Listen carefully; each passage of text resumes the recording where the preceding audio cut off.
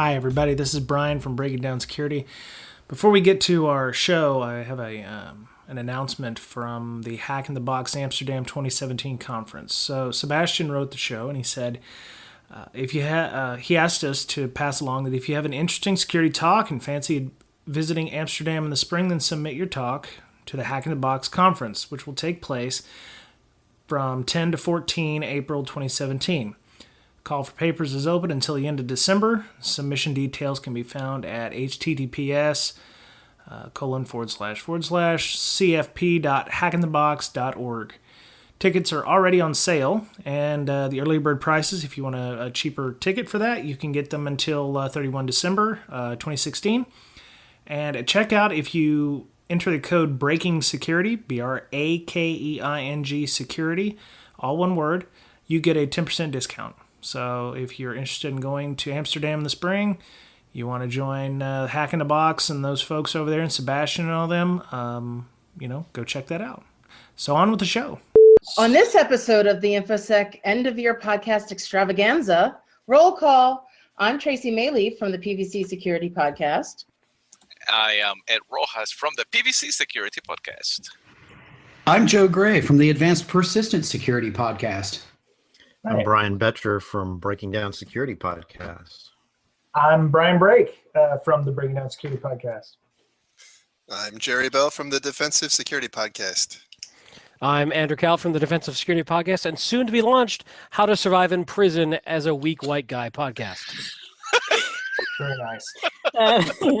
And I'm Amanda Berlin from Everybody Else's Podcast. All right. Nice.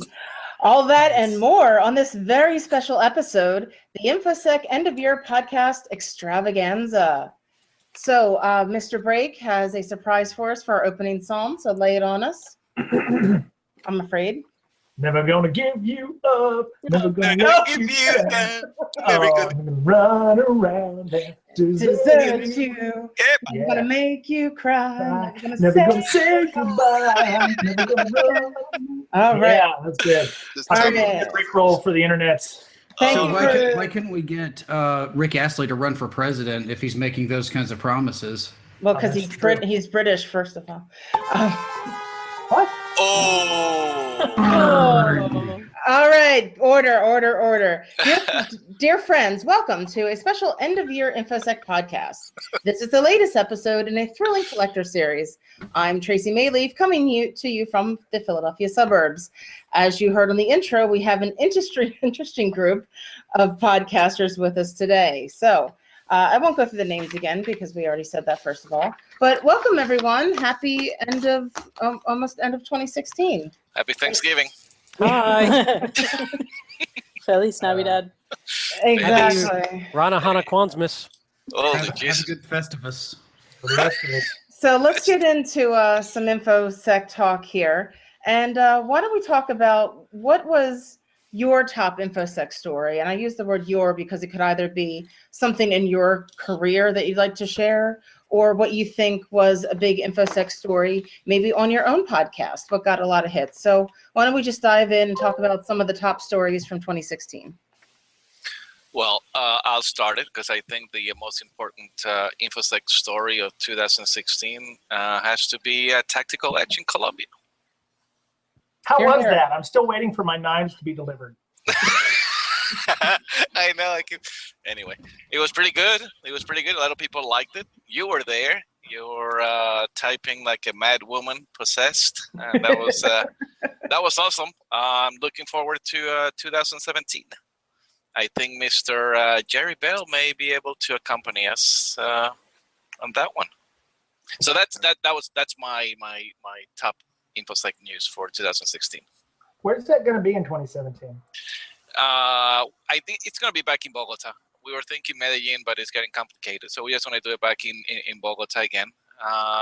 Smaller, more intimate. I need to go back and delete some tweets then. Nah, that's okay. Me too. I have to go ahead and do a lot of stuff.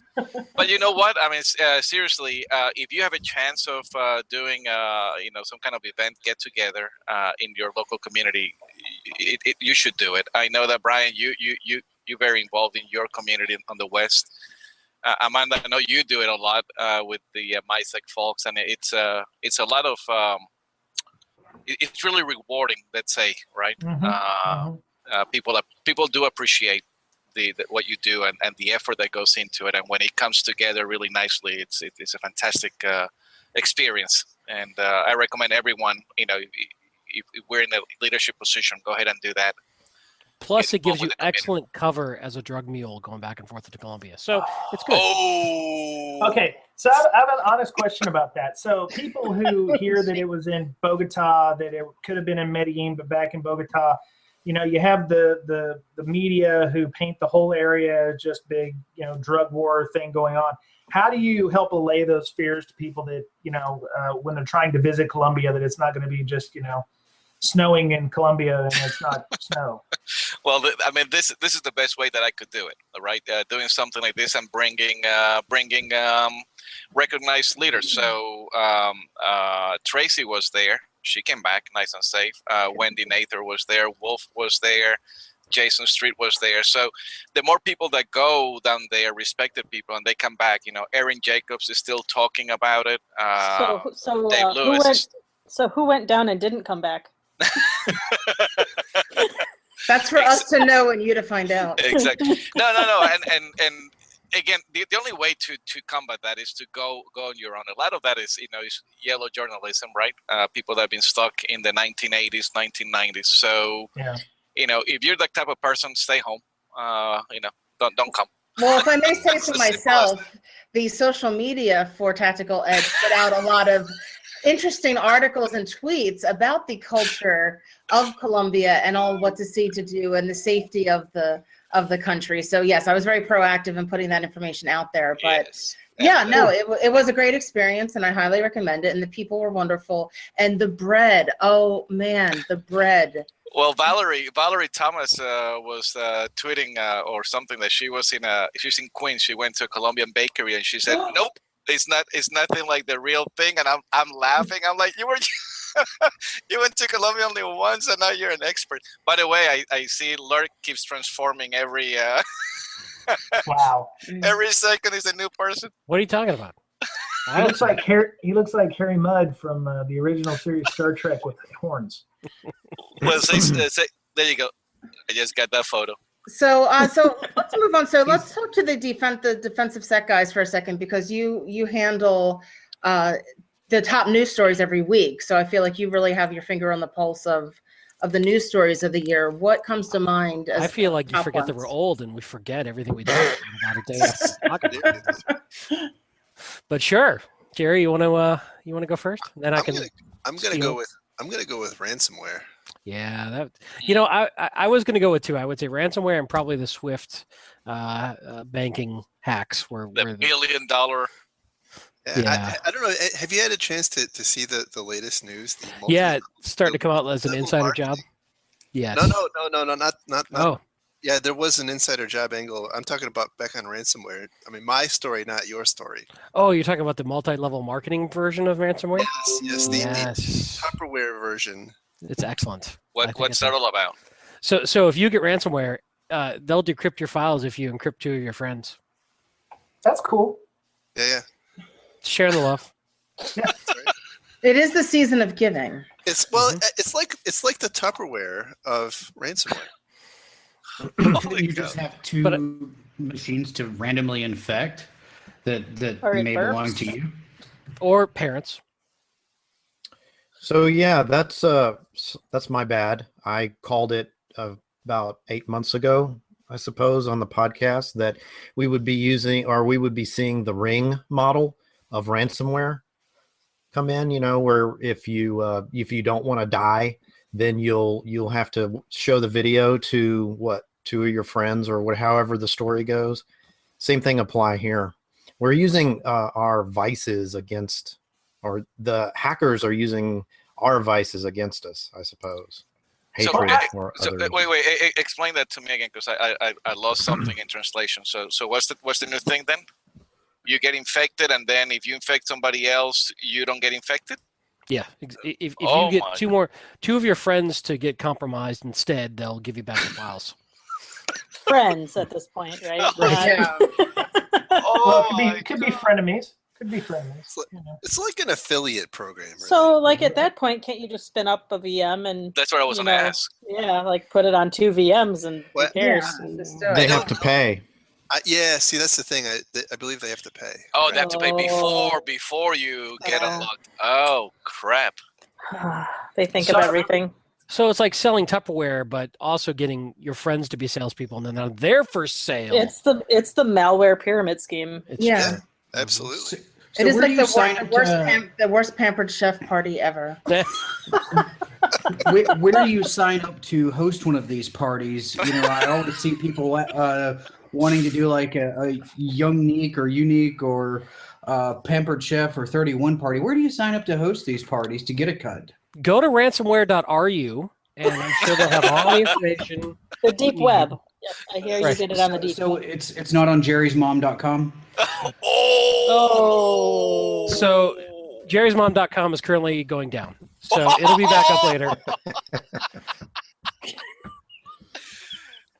Don't make me put an expletive or explicit language warning. I think that might be close. I did not start that.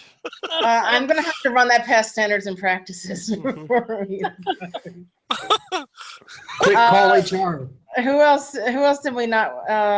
Who else? Brian Brake. Did we hear from you? What do you think What do you think the big story is? Well, I think our big story of the year was actually one of our earlier interviews that we had with. Oh, that's my wife. Look at her. She got me some pralines for Christmas. What? Sorry. I digress. It's the small things. So I think squirrel, exactly. I think one of our best interviews that we did this year, because we don't do news stories, we're not news of the week. We try to educate people. No, I'm not being passive aggressive, but much. We actually do. What are you trying to say there, Brian? I'm not saying anything. Okay. So I'll give a little backstory. So a friend of mine who now is, as the head of RhinoSec, Ben Caudle, works up here in Seattle. You know it's a 1-hour show, right? I know. I'm just being quick.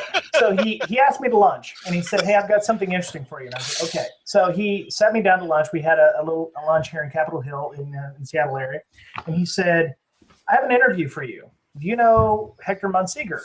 And I said, "That's Sabu." And he said, "Yes." And I was like, "Okay." And he's like, "Would you like to interview him? Talk about his experiences?"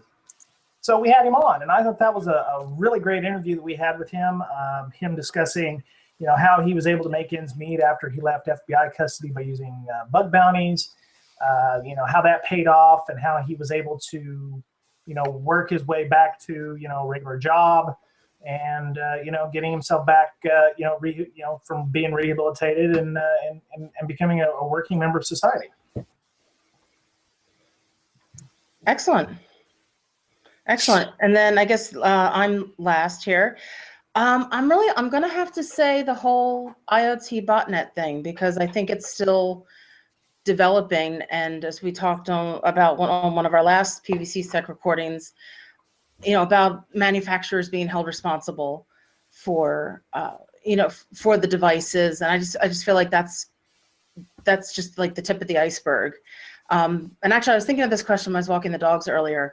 So if I can give another answer too, I actually think the election, not getting into any politics specifically, but the security and privacy issues that have developed from the election cycle, I feel like has made those issues more of a household term than Swift or ransomware, to average, Joe and Joanna Q public. I think that's more on the minds of the public end users versus the security community. Thanks for skipping Amanda and me for hours. I asked who else was left, and nobody said anything. That's what I was going to say, Amanda and Joe. Oh my God! Sorry, go. Joe, do you want to go first? You want me to go first? You can go first.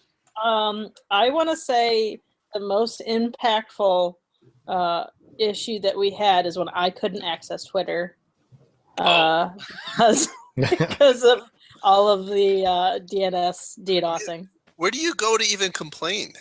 I tried to complain on Twitter. It just wouldn't work. That's the problem. When Twitter's down, where do you complain? I just yelled out my window. That's when you go back to MySpace. I had the same reaction. I would totally tweet this out if I could. Well, it's usually people going onto Facebook going, "Oh my God, Twitter's down." That's Or usually how. IRC. Yeah. Yeah, or any other one. Yes, I apologize, Amanda. Yes, and then that was a very big story. And how about you, Joe? It helps if I take it off of mute. Yes. Honestly, all the really good, juicy stuff really got covered. So picking up the scraps, I would say probably, you said the election. I'll say the DNC hacks. I'm not going to say that influenced the election, and I'm going to stay out of politics, but it definitely increased the public awareness perspective of what's going on out there. And actually, you know what? I just thought of something as I'm saying this that is huge. Yahoo. I mean, that was pretty big. I mean, everybody saw it coming, but that's probably the biggest news thing that's not been said, in my opinion, honestly. I think it was forgotten.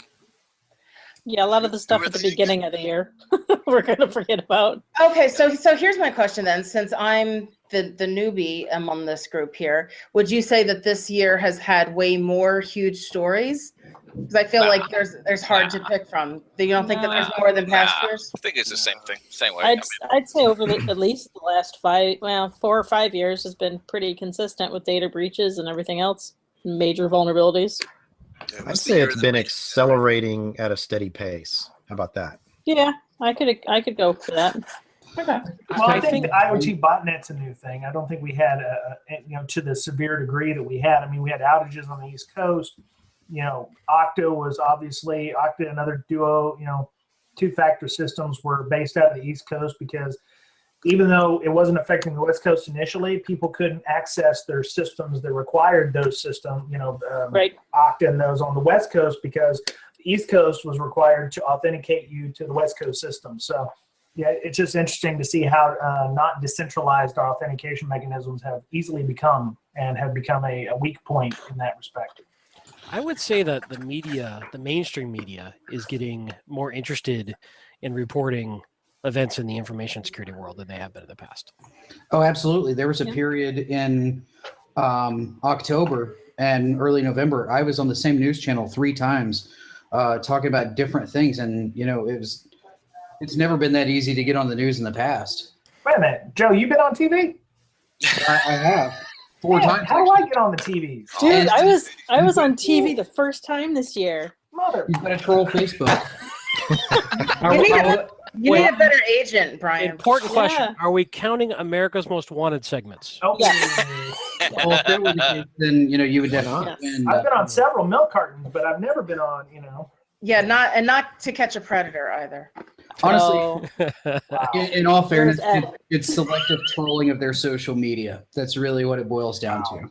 Okay. But I actually, it seems like it's more household terms. Like Thanksgiving was interesting because that people was talked about at Thanksgiving, and I know that has never been a topic of conversation before at Thanksgiving. Jerry and I don't do much TV, but to be honest, we got more listeners than most TV stations. So I'm just saying. I always like to call these kinds of podcasts the coattail riding, defensive security podcasts. So. That's right. That's exactly what I was going to ask. I was going to ask where I'm to just grab riding hold some of the coattails real coattails. sweetly right here. I'm just teasing. That's how we get 2 more listeners every year. Why do you think I'm on everybody else's? I don't have to keep numbers up. Well, actually, the Bryans and I, we got a really good coattail to ride just recently with Gary McGraw. Oh, yeah.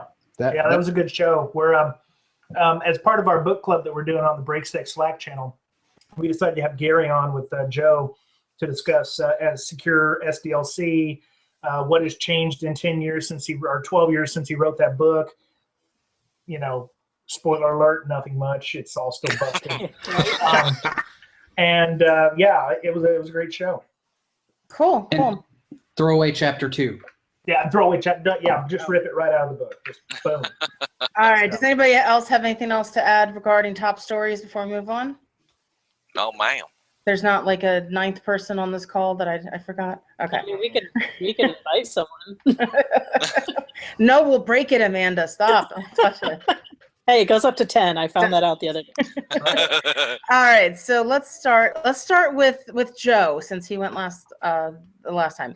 So Joe, what were your own professional wins in 2016? I got out of my old job. I scored what I consider to be a dream job with Sword and Shield. Basically, they're letting me do the defensive side and some pen test as well. So there's a lot of professional growth there. I finally got consistent with the podcast sometime around April. I had a lot of pretty good guests. In fact, some excellent guests. Obviously some of them are on this show right now. Pretty good. Yeah. Well, I've never been invited, so that's okay. Oh, I'm saving you for episode 50, man. Shots fired. So much passive aggressive energy on this podcast. Oh, absolutely.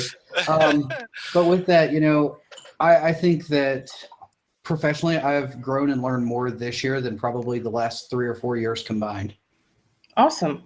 Now, Amanda, I know that you're going to be a keynote speaker in 2017, which is so exciting. B-Sides Nashville. It's April 22nd?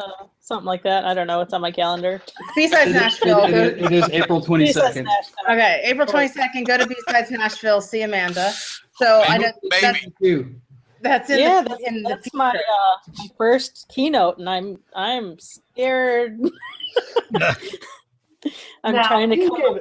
You had a great talk at DerbyCon. I mean, Lee couldn't make it, but you had a great talk at DerbyCon. That was fantastic. Thanks. I felt like I didn't do that good at DerbyCon. But that's what I was going to ask. So what have you done this year then that you think, led up to that invitation for the keynote? I don't know. Pestered somebody. Yeah. I mean, Lauren Little Loss was there, and she watched it as well. So they must have liked it enough to think that I'd be a good keynote. So I was super honored when she asked, and just absolutely floored. Hey, pro tip, don't screw it up. Oh yeah, thanks. I can just imagine it's going to be an audience full of trolls. Like, no pressure. It's going to be great. But I have a couple good ideas for it. Other good things this year. I got a book deal, so that's probably the biggest thing ever happened to me. Wait, are you finally doing the 50 Shades of InfoSec series you talked about? Oh, yeah. It's going to be way better than the original book. It's a hell of a Yola. The hell of a Yola. Right.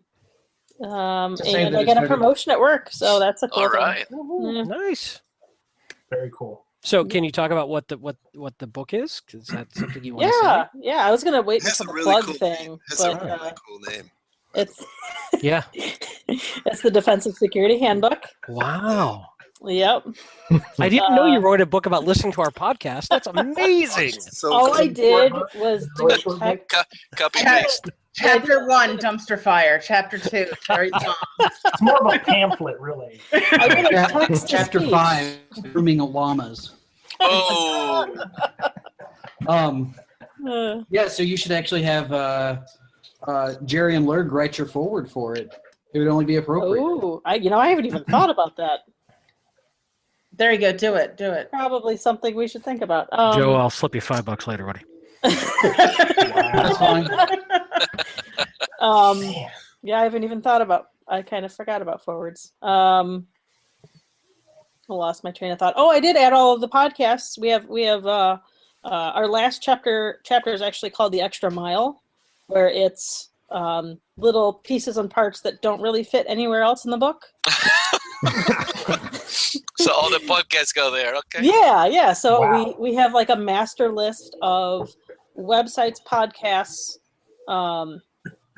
blogs, and something else. Can't remember. Twitter accounts. No, that'd be horrible. Other miscellaneous cybers. Yeah. So you guys are under the podcast section. Nice. Cool. Thank you. Nice. Awesome. So, Mr. Betcher, you're a little quiet. Let's hear from you. Okay, so in 2016, I think my biggest milestone was the launch of an IR tool that I created with one Michael Goff, called LogMD. It's accelerated pretty rapidly. We launched it in March, and it's become a really nice tool, and we use it almost every day in our company, in our lab, and it's only going to get better. We've got a few things. We've got a long list of stuff to add to it, but already it's becoming a standard for us. So, and it comes out of trying to make our job easier and make our job more effective, right? So it's like a combination of a bunch of different tools. And That sounds it's great. come along, and it's self-sustaining now, so it's really That's good. awesome. And how does one procure that if they wanted to? $1 million. Well, it's on log-md.com. Don't go to logmd.com, otherwise you'll get some proctologist in Wisconsin. But if you go to log-md.com, Or a tree, or an arborist. Jeez. Oh my goodness. yeah, it's an IR tool, and it's a free download. So yeah, take it for a joyride. And we do offer a pro version, which gives you a lot more features, and it's a lot quicker because you can use whitelists and things. So how many angry emails do you get from people who are unhappy with the free version and demand features for their free tool that they got for free? A few. Okay. A few. Really? Yeah. What kind of things are they asking for that you're not giving them for free? Support. Yeah, basically, hey, this isn't working, or something to that effect. But yeah, it's not much. I mean, a lot of people, we ask that they sign up so we can send them updates, right? So when we update the tool, which is about every quarter, we will give them a link that they can download the latest version. But some people think that they can enter a fake email address and expect to get the tool. So, yeah. Wow. Well, they are tools for thinking that. So. Oh, Exactly. Nice. So, Mr. Are you done showing your pralines over there, Brian? Can you? Man, it is. I already ate half the things. Well, I mean, I'm glad you asked about my stuff for this year and what would I have accomplished. So, Yes. I got to sell myself. I got nothing else. I mean, I'm not really doing much at work that I would consider challenging. I do vulnerability management, so it's pretty much a thankless job. But for the podcast, we started a Slack channel. In my off time, I do a gathering called CSEC East, where a bunch of people in the Seattle and Redmond, Bellevue area get together every first Tuesday of the month, and we talk about security. We had a bunch of people at our last December meeting. Miss Totenkopf, co-founder of the event, came. She was up here on business travel, so she got to hang out with us. Jay Beal from InGuardians came up. I mean, we have a bunch of people from a varied, area of expertise. Some people do firmware development. Some people are, PMs learning about security. I mean, it just really is all types of people, and very nonchalant, very chill atmosphere. We have dinner somewhere. Started the Slack channel on Brakesec, and we have a few people there. We started some sub channels, mostly a book club. So we're going through the book, like we mentioned, Gary McGraw's Software Security, Building Security In. I think that was it. Yeah. Matter of fact, our book club meets in about 45 minutes, so I'm going to have to do that. We started out with 2 people on the first episode, or the first chapter, and we were on chapter 6 in about 45 minutes, and we're on. We had like 8 people the last time it showed up, so I'm hoping it'll get bigger. Nice. And after we finish the book, we're going to do a CTF thing where we're going to get a war game, or we're going to do something like Over the Wire. We're going to do one of those games where we all get together and I'll hang out or something, and basically go over them, and we'll teach people various things. And if you've never done a CTF or a pen test or a war game before, thank you, honey. Love you. We're gonna. getting more food. No, I want this kind of service. yeah, we need to narrate what just happened. Did you bring some for the rest of the class? Wife came into my office/studio because I work at home, and she brought a rotisserie chicken, some smashed, and Very nice. Yeah, it doesn't happen often. She's in a good mood. She's just showing off right now. Oh, she wants a Christmas present. Well, I put a down payment on some of her cars, so she got a brand new car. So, but yeah, I mean that's been what's going on with the podcast for the most part. I really want it to get bigger. I'm learning about search engine optimization. I've been listening to a couple of podcasts that actually talk about doing podcasting.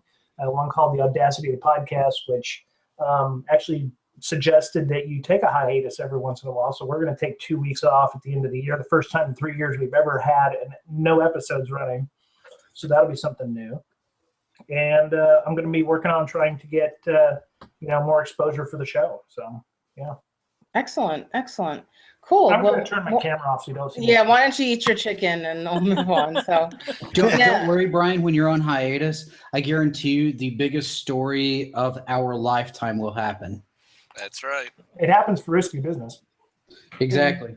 So I think we all know that hearts were broken wide open this year when Mr. Andrew Cowlett was taken off the market by his lovely bride. I know mine was. Yeah. Had my sights set. So we know that this was a big year for you personally. So why don't you talk about professionally? Did you get any work done while you were trying to wedding plan? It's been a crazy year. I would say I got two. One, and this isn't something that many people know about yet, but I'm working on a mini book right now. It's not a full-fledged book. It's like about 50 pages, and that's the first time I've ever done something like that, and it's been very difficult, and I'm not a writer, so that's been an interesting challenge in an area that I've trying to get better at. And the other big thing was Jerry and I got to help out with the O'Reilly conference in New York and host the track, and that was really, really rewarding and fun, and I felt really kind of a highlight of my year this year professionally.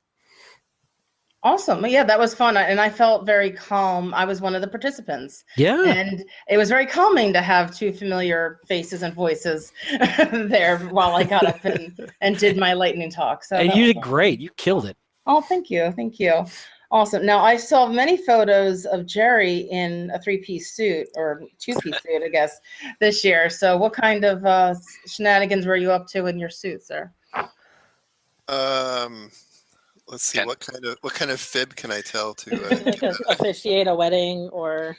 Yeah, that's what it was. I had 4 weeks of back-to-back weddings. I had to.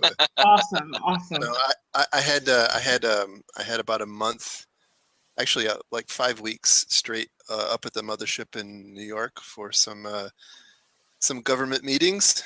Can't really go into the details, but yeah, that was exciting. Otherwise, I had a pretty significant promotion this year, which was pretty cool. It's tied up most of my free time, so that was kind of on a professional point, probably the highlight of the year. I agree that the O'Reilly conference, by the way, was really great. I had a great time at DerbyCon. For the first time, I was able to bring my family to a conference, which was cool. Very nice. I got to meet your lovely wife. She's fantastic. She is. It's a shame she's all blind and deaf and can't hear you half the time. It's good for me though. It's good for me though. Yeah, we obviously both of us we married out of our league. So that's right. Well, cool. Well, that sounds. I know you definitely had a busy year. That's great. So, all right. Did I screw up this time? Got everybody? Am I last now for real? You are missing your boss. You're missing me.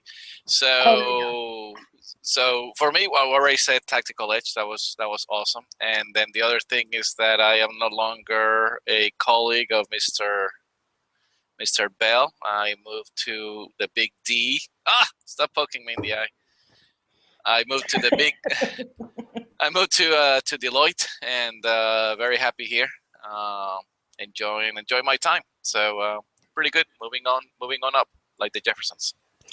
Oh, I bought my Rancho Grande. Yes, Oh, moved into a congrats. nice, there beautiful you go. place. Oh, loved it. Nice. 2016 has been really, really good. I've been very happy. Cool. Excellent. I'm So- gonna have to stop by the Rancho with my Hey. travels from Atlanta to Knoxville just to have a Absolutely, look around and collect some OSINT. absolutely.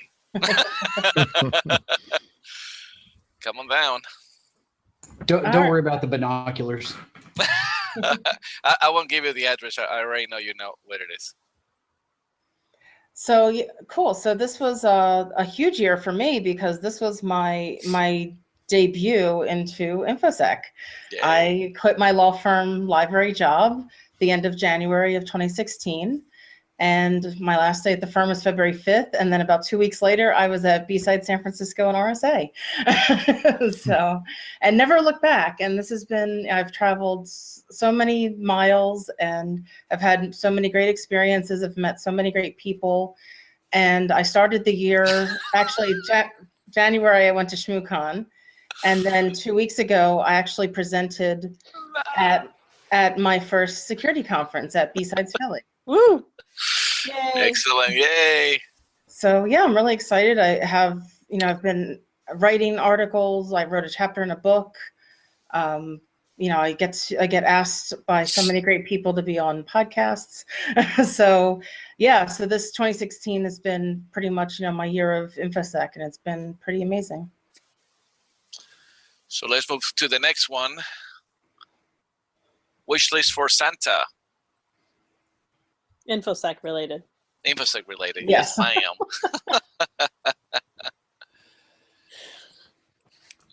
So quiet. Oh my goodness. Well, normally we Stop. kind of call out who should go first, so we don't all. jump all on each right. other. All right. Well, there you go. You go first, Larry.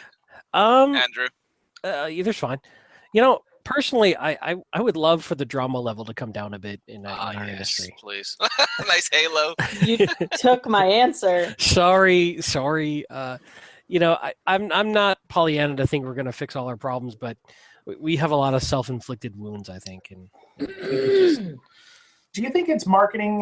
Do you think it's marketing issues? I mean, do you think that we're overselling and under-delivering, or do you think that it's just, we were talking about this, Amanda and Brian and I on a Lost episode that'll probably come up in the near future, but it seems like that we use flowery language, and the people who are making the decisions don't get proper input from people to make the right decisions. So they get wooed by, the sales weasels, X company to, make the wrong decision because they got to them first. having worked for 10 years in sales engineering, absolutely that occurs. But I think at the same time, most of the solutions are built around solving the problem the company can solve, not the problem the customer actually has. And I think most of our challenges are far more cultural and people-oriented than technology-oriented, and we suck at solving those problems. We want a blinky box. Well, I mean, doesn't the blinky box solve the problem in a compliance framework by saying, okay, we have, for instance, they don't sponsor any of our shows, I don't think, Rapid7. We got an expert. So we're doing vulnerability assessment instead of saying, well, we use OpenBOS, because it's easier to say, well, we have Rapid7 instead of proving that OpenBOS is actually a good tool. Yeah, okay, but if you take that forward, you can find all the vulnerabilities, but then getting the culture and the structure to get them patched in a timely manner is what really the problem. The problem is not finding vulnerabilities. The problem is patching systems rapidly. Mm. And that's usually more of a cultural, I mean, this is really off kind of my original point, but that's more of a cultural and structural challenge and a disconnect typically between the incentives that IT has, the incentives that security has, and they're not very well aligned in that case. And that's a constant challenge, I think. Yeah, you've also forgot the incentives of the developers to fix it as far left as possible as well. Right, sure. The get to market first thing is, because they were, the customer was promised 8 months ago that this was going to be here in December, and really it's supposed to be January, but now they've got to hurry and, push out crap. And it's not ready to go yet. But yeah, our entire software industry is based on rapid innovation and rapid iteration, which is contrarian to security. Whoa, the heck. Dr. Strangelove, man. But all that being said, just to kind of wrap back on my point, when I say drama, I mean a lot of self-induced drama. I mean, and I think that's just, we're not very good at learning from each other and helping each other. And I think it's something we could do a lot better at in our industry. Ego's getting in the way a lot. Yeah. Mm. Well, okay, so we put the problem out there. What's the solution? It's obviously not more cons, because I think we're con saturated. Counseling. Counseling. I don't know. I mean, you've got a lot of different strata of age and experience and maturity levels involved. Mm-hmm. If I'm being brutally honest, I think folks who cause a lot of drama get far more outsized influence and reaction from the collective group than they probably should. I think if we did a better job of ignoring the drama, it would not have as much of an impact. Why is he looking at Amanda when he's saying that? Oh. Wow. Gloves That are hurts. off. That really hurts. It's like I'm kidding. Christmas podcast. I don't know. I don't want to get too controversial, but I do think that we focus on a lot of ancillary issues that distract ourselves from actually helping keep our company safe. Mm. Well, Dave Kennedy had a good article yesterday. I don't know if you guys read it on his blog, right? About all this, again, the whole thing about fake news being out there. So hopefully Santa is nice in 2017 and gets rid of a lot of those fake news and just people looking for glory and whatever, their 5 seconds or 5 minutes of fame. No, see, the problem is you had sites like The Onion and Duffel Blog and all those where, you obviously knew that it was a satire website because it was pretty much emblazoned on every site. Then you have these sites that are kind of stealthy where, people post something that's just really stupid, but, it sounds plausible enough for people to believe. And now we've come to the whole point where people are making news up, and all you need, and we've seen it before, where you get some mainstream person who will pick it up as a real news story and run with it without realizing, oh, it's an Onion article or well, whatever. that's what Jerry did a couple of weeks ago, right, Jerry? When you were posting a whole bunch of fake news, and actually, I'm like, "What? Are you serious?" I actually thought one of them was real. I'm like, "What was he talking about?" Can I just say that as a librarian, I have been fighting against and educating people about fake news long before it was cool. So, welcome to the party, people. So Okay. fake news hipster. Oh, Easy. Just Now to we're all chime in on mainstream. the, just to chime in on this whole fake news thing. I mean, that's what I would like to see disappear. Misinformation itself. Just because, I mean, I understand that there's a revenue model based on their traffic and clickbait gets traffic and so on. But the problem is, oftentimes I see a lot of irresponsible journalism that basically puts a misleading title to something, and like you guys were saying, they just run with it. And then look at how it handles misinformation campaigns leading up back to the election. Look at the misinformation that was involved with that on both sides. Yeah, it was like I saw a meme that said President Obama and Hillary barbecued a bald eagle in the bird bath of the White House. Yeah, but who hasn't? Come on. That does sound pretty amazing. it tastes good with an orange sauce. It's just It fantastic. really is. Yeah. And mashed potatoes, right, Brian? The one caution I have on the crusade against fake news is that very quickly becomes a crusade against different opinion and free speech. Mm-hmm. Absolutely. And I don't know how to find that balance yet, but well, it's about provenance of information. Checking resources, and I mean that's one of the first steps is just looking where the information is coming from. I'm not saying that the mainstream sources are absolved from this, but that's for a lot of people, that's just the first step is, are you getting something from the, World News Weekly, or are you getting something from NPR? Look, Bat Boy did give birth to an alien. I read it. Alien's It's name true. is Andrew. It was an Inquirer. That's right. Well, what we need is another government agency. Let's call it the Ministry of Truth. Actually, Big news and filter through. Easy, Captain Literary over there. You just stole stole references. You're hitting the exact point, which is that approved truth is very close to combating fake news. Yeah. Very close. Oh, absolutely. And one of the things I was going to chime in before Mr. Betcher brought the reference out is 1984 was not intended as an instruction manual. That is true. That is true. Neither was Animal Farm. So I go back to the Dave Kennedy article yesterday, where he's taking on those type of fake news. So wouldn't it be nice then if people in the industry start doing the same thing? Whenever you see something stupid like that, just come out and prove it, just like the way that he did it, right? Because he took that article and he disproved it and tore it to pieces really quick. What was the article? So about the Netgear router that stop buying all the Netgear router because it's got an incredible flaw and everything, and the other thing also about the app that allows you to steal a Tesla from a client, and he went and said, well, first of all, you have to do a phishing attack, and you have to install the fake app, and it was just incredible. And like I said, what David did there was just go and take a look at the article, and with very specific reasons, just destroyed it. Yeah. And I think that's pretty cool. That would be pretty good. And it's something that a lot of us could do if we want to do it. What the heck does? I just want to show this real quick. My dedication to research. I have an actual card catalog in my living room. Wow. This is one of the drawers from the card catalog. And apparently it's all about gin. Yeah, it's all about gin. Yeah. Oh, well, that's why I pulled this one out. Yeah. Right.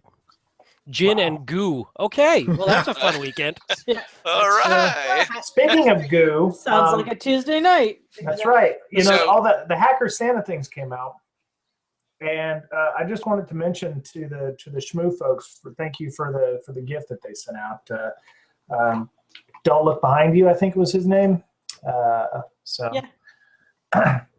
was something you did this year, Miss Amanda, that you forgot to. Right. Yeah, we did. It was the second annual Hacker Secret Santa. That's right. And we had 52 people this year. Nice. Yep. Don't look behind you. Yep. I think out of all the gifts that I saw, I think the one that you ended up with, Brian, is my favorite. Oh, yeah. It's awesome. It's a Raspberry Pi with a CT uploaded on it. Very it's nice. It's got an evidence tag with FBI evidence tape on it, and it says, plug me in for a good time. I host a CTF challenge, but no worries, I support DHCP. The nickel is a hint. So they sent me a plug nickel, like a wooden nickel, and a challenge coin from the FBI. Oh. Computer scientist field operations. Nice. Pretty badass. I love it. Wow. So, yeah, I'm going to be attempting to not screw that up. Yeah. But one thought that occurred to while we were talking too is that we were talking about fake news and marketing and hype.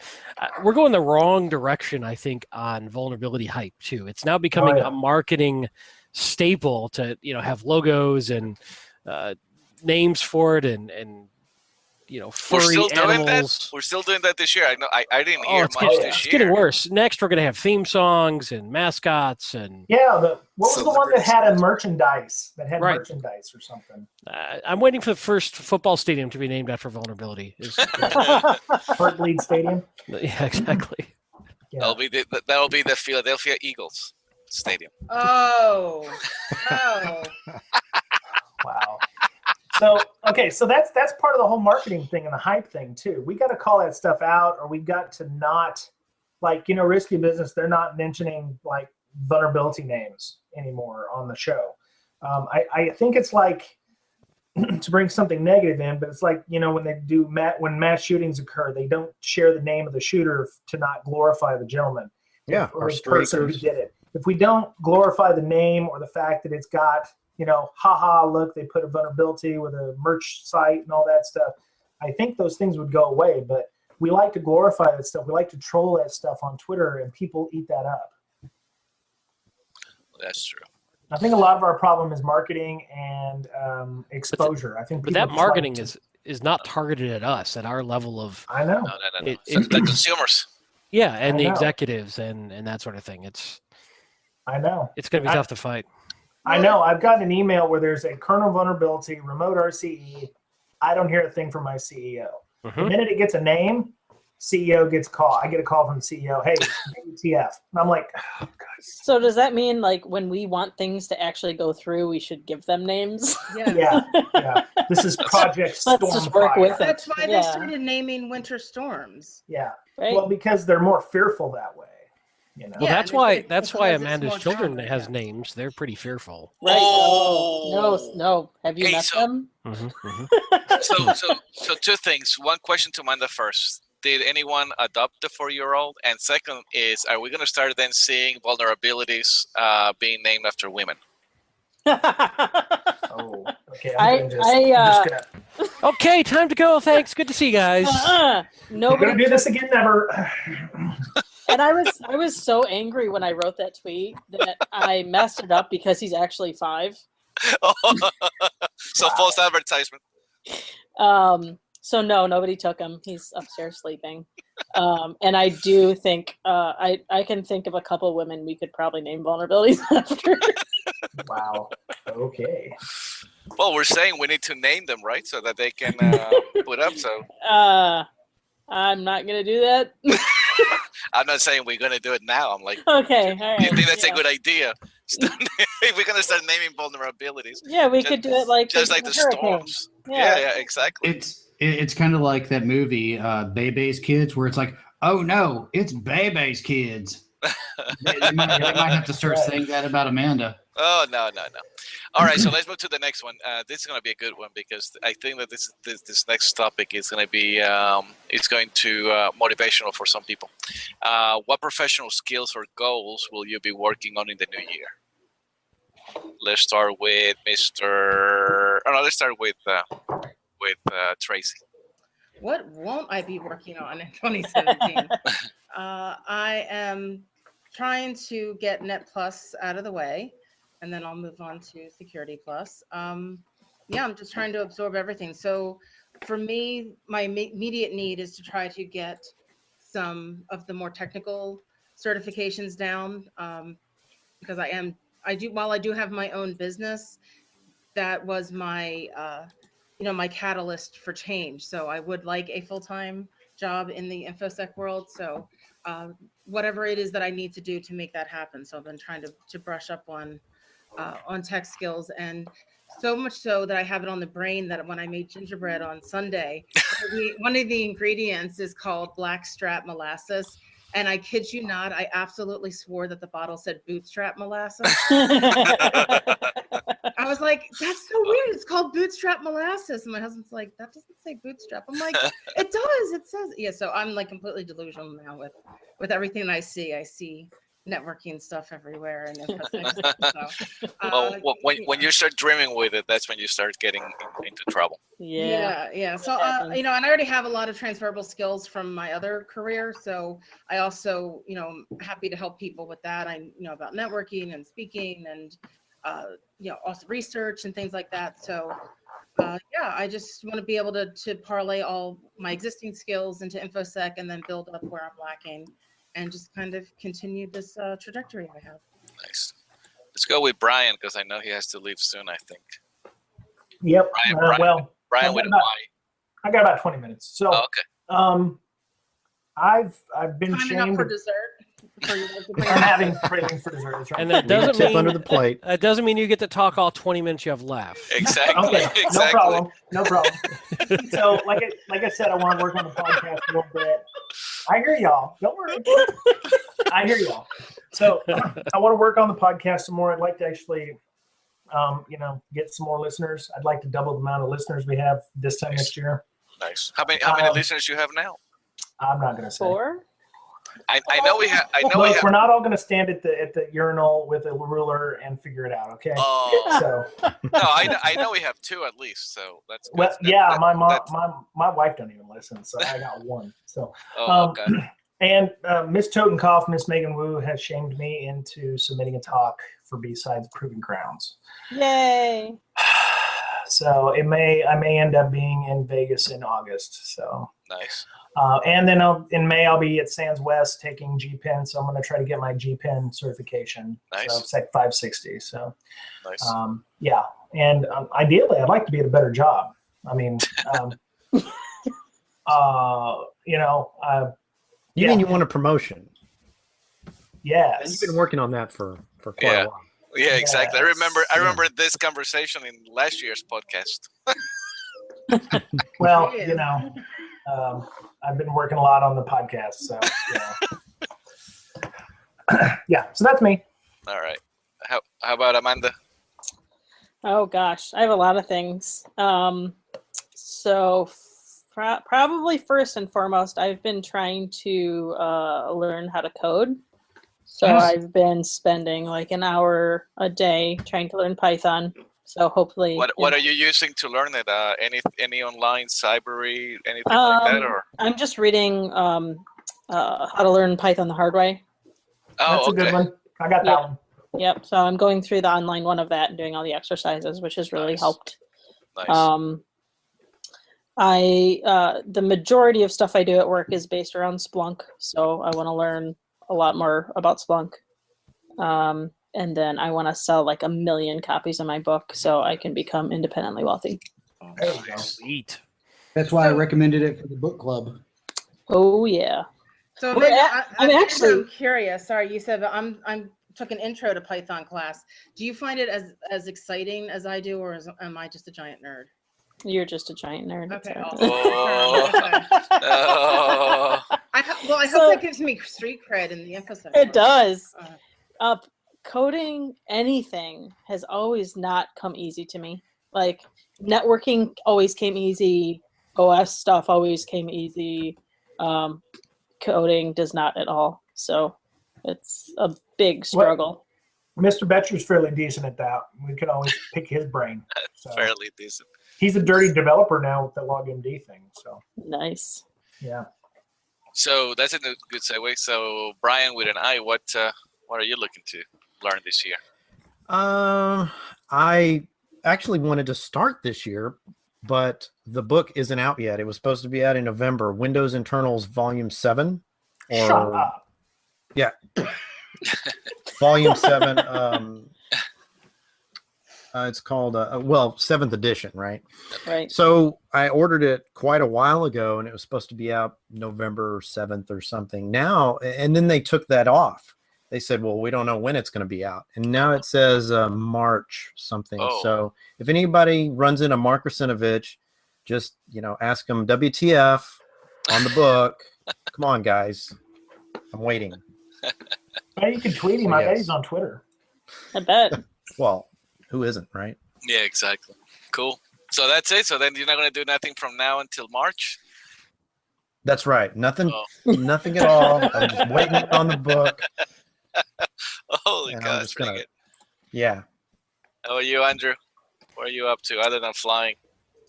Yeah, no, actually, I do have a couple of ratings I want to work on this coming year for flying. I want to get my instrument rating and my multi-engine rating, but that's not what you're asking. Professionally, I'm working on a bunch of new projects at work now, so that's going to take me in a lot of directions.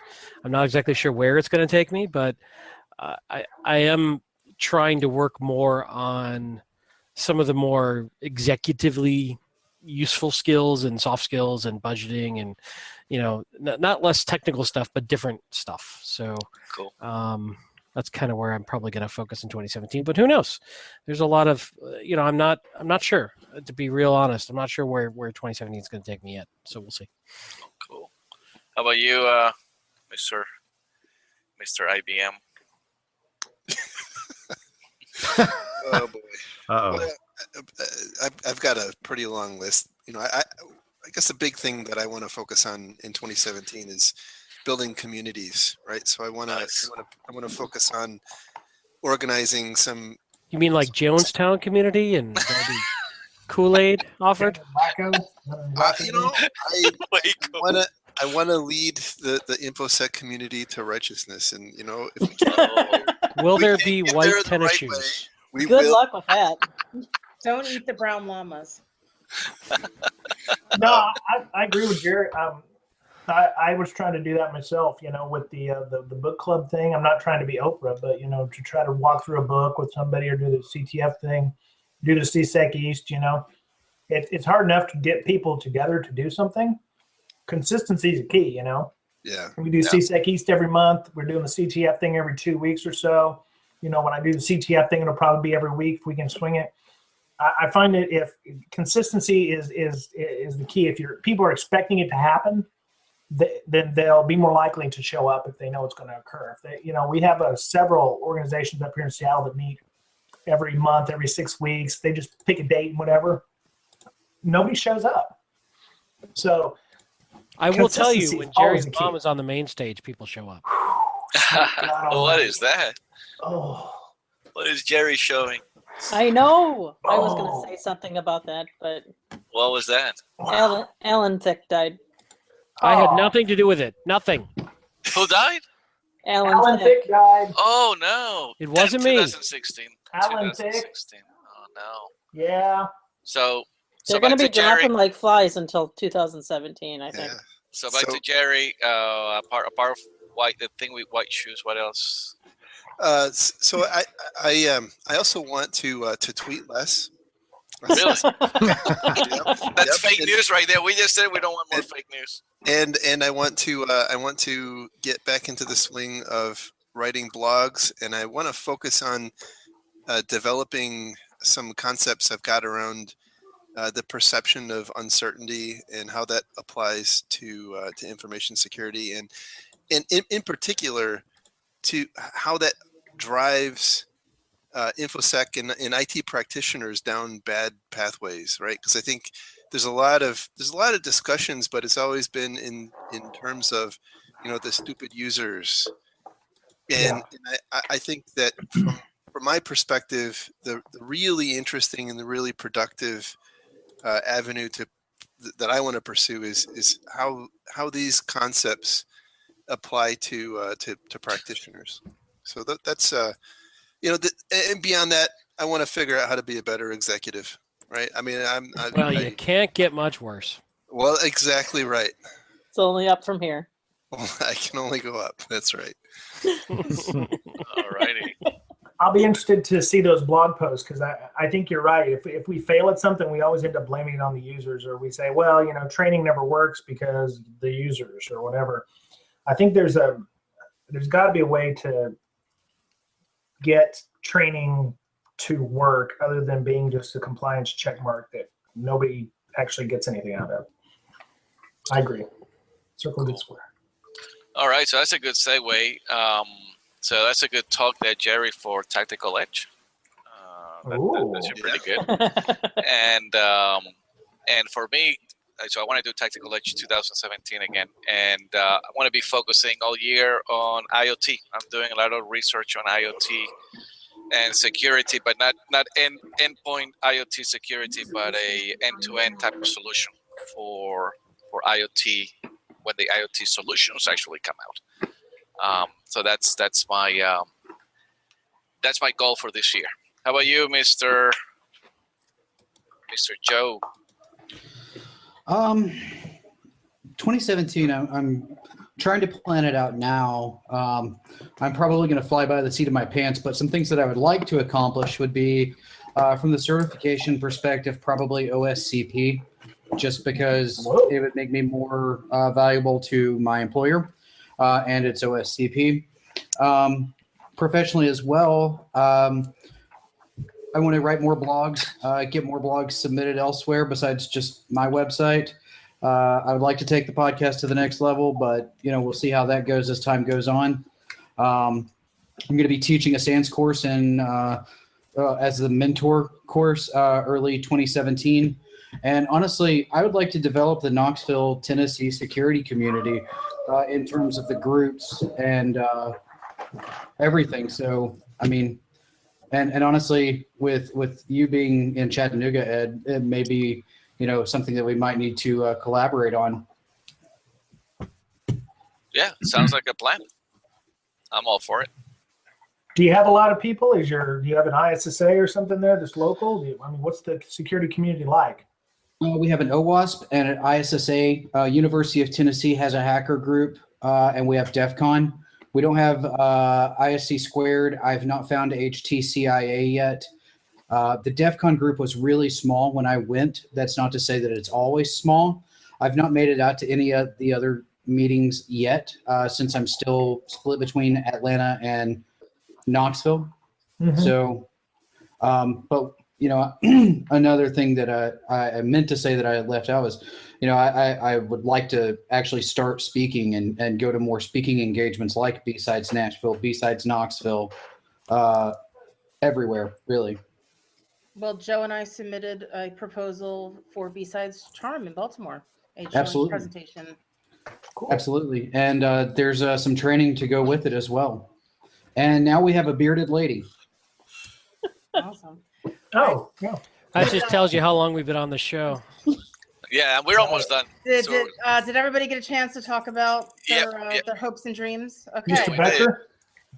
Yeah, he did. Yeah. He's gonna wait until March until the book comes out, and then he's going to. We were you listening go. to him, Brian, unlike you. Sorry. Really near. He was He Real was quick. on his 7th course. Yeah. All right. Let's The foie gras and the cheese course come next. let's get into the home stretch here. So it's time for plugs, and I have two things real quick I wanted to plug. Is one, I'm going to be participating in a webinar for Info Security Magazine on January 19th, and also a proposal I submitted to RSA was listed as an alternate. So I'm just a lady in waiting trying to figure out Awesome. if I'm going to be presenting at RSA or not. So Nice. that'd be kind of cool. So that's what I have to plug. Ed? B-Sides Huntsville with our friend Brakesec, Paul Cogan, in February. I know a couple of you are planning on being there. I will be there to heckle Timothy DeBlock. It should be fun. And obviously towards August, September timeframe, September, October timeframe, Tactical Edge in Bogota. Awesome. Cool. All right, Joe. Any plugs real quick? You can catch my blog and podcast both at advancedpersistentsecurity.net. I write blogs also for Alien Vault, ITSP Magazine, and Tripwire. I also plan on attending B-Sides Huntsville. I'm also planning on attending B-Sides Nashville and a whole swath of other cons that I have submitted talks and training proposals to. Awesome. Thank you. Brian Betcher, any plugs? Yeah, right now I'm working on auto runs for LogMD, doing it better. So if you use auto runs, maybe let's say January, February timeframe, I'll be releasing that. I also put in Shrum the last week, which is a database in Windows 8 and 10, where it will tell you how much data left your computer. So if you ever ask the question, did I lose any data? Well, now you'll know. And it can be up to 2 months back, where it'll record how many bytes left your computer and what application did it. So yeah, that's in the tool already. And I'm just working real hard every night trying to get this thing better. So that's my plug. You should see if you can't come to Blue Hat next year, and showcase your tool. Awesome. Wait. And the thing that you're working on. Never mind. All right, Brian Brake, what do you have to plug? Well, I want to plug the show. I'm gonna be in Hawaii in February, so I'll be available for autographs then. If I can get accepted to B-Sides Proving Grounds, I guess I'll be there for that. And I'll be in B-Sides Seattle in February, I think. February is when it is. And of course, we're going to do DerbyCon. We're going to try to do the CTF like we did last year. That went over really big, really well. Everyone loved it. We're going to get some help with the CTF from Mr. Hudak, if he can, Tyler Hudak. It's going to be a busy year, and it's going to be on us before we know it. Okay, cool. J Bell.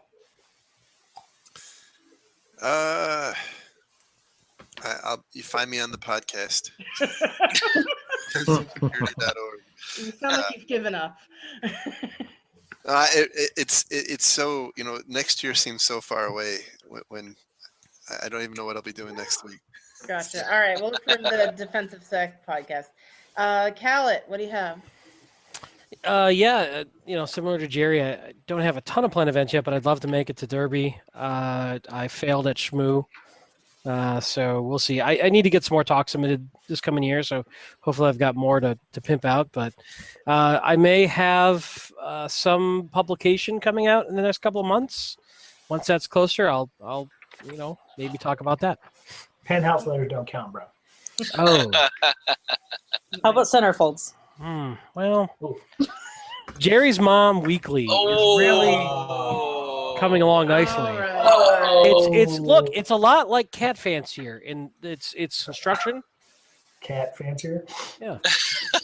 Anyway, Amanda, Lots of articles. we know about B-Sides Nashville and your big keynote debut. Woo! Definitely make it there. April 22nd. Do you have any other speaking engagements or appearances lined up as of now? I will be at ShmooCon. I don't have a ticket, but I'll still be there. Is that a threat? Yep. I will find a ticket one way or the other. I'll be at ShmooCon. We can grab a drink. Yeah, I'll be in the bar the whole time. So we'll do some gin fest. come find me. Maybe LobbyCon is the place it's at. Yeah, pretty much. I mean, I only went downstairs twice last year. I went for your talk, and then I went and walked around once, and that was it. I broke you. You're like, that's it. Screw this place. It sucks. I'm done. All the smelly people. Paying for tickets for cons, it's just like speed limits. It's only a suggestion. Right. And then, of course, the book will be out in hard copy in March. Nice. You can pre-buy it now, which is awesome. If you're interested in giving me more money, just get the electronic copy. What else? Lee and I are thinking about doing some training through Safari Online. Okay, cool. So that should be out sometime next year once we get all that worked out. All good stuff. All right. Well, thank you, everyone. And that, dear friends, concludes this latest thrilling episode of the InfoSec End of Year Podcast Extravaganza. We are sorry that Paul Jorgensen could not join us. Yes. But let's, Ed, why don't you close it out with our last line and we'll get to the song. The brilliant ideas and keen insights we provide are ours and ours alone. They do not necessarily reflect anything with which our employers may want to be associated. That's a good thing.